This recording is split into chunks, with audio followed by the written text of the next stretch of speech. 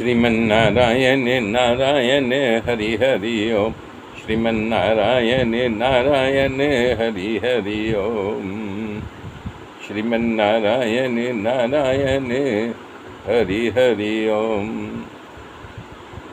शंकराचार्य ने विवेक चूड़ामणि में कहा है, बाग बैखरी सब झरी शास्त्र व्याख्यान कौशलम, यानी मुख से अविरल शब्दों की धारा निकलती हो, प्रवाह बहता हो, शब्द रचना अद्भुत हो और शास्त्र की व्याख्या करने में कुशल हो, पर भगवान के चरणों में अनुराग न हो तो वो दो कौड़ी का।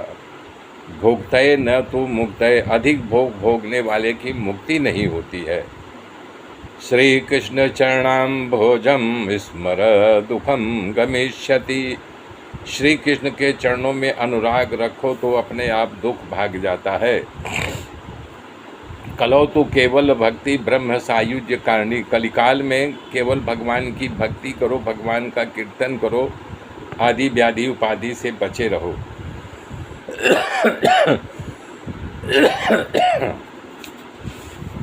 तो जो भक्ति की बात सुन करके नारद जी ने वेद वेदांत पढ़ा, गीता का पाठ किया, लेकिन उनके दोनों ज्ञान वैराग को होश नहीं आया, तो वो जो है भक्ति को दिलासा देते हुए कह रहे हैं कि तुम चिंता नहीं करो, हम तुम्हारे दुख को दूर कर देंगे।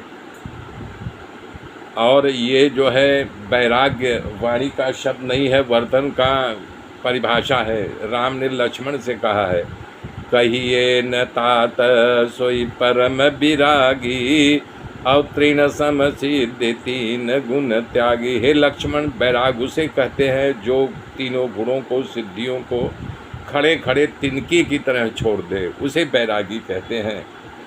सनकाद मुनियों ने जब इनकी व्यथा सुन ली नारद जी को, तब उनको थोड़ा यानी कि चने के झाल पर चढ़ाया। बोले, हे नारद जी, आप जो है इतने गुणवान हैं, आप चिंता को त्याग दीजिए। कह रहे हैं, विरक्तों में आप शिरोमणि हो, आपसे बड़ा विरक्त कोई है ही नहीं है।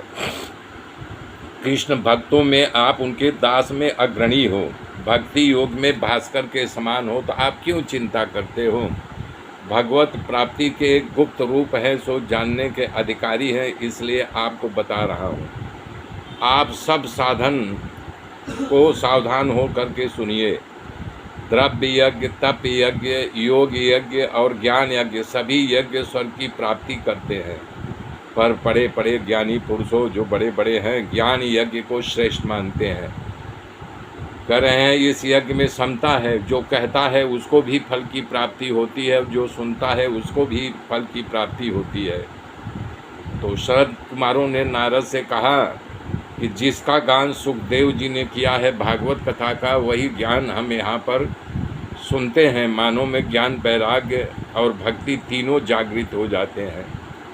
जैसे वन में सियार गर्जना करे तो छोटे मोटे सियार, ससला, हाथी आदि सब भाग जाते हैं, ऐसे भागवत का गुंजान करने से अपने आप ज्ञान, भक्ति और वैराग्य जाग जाएंगे।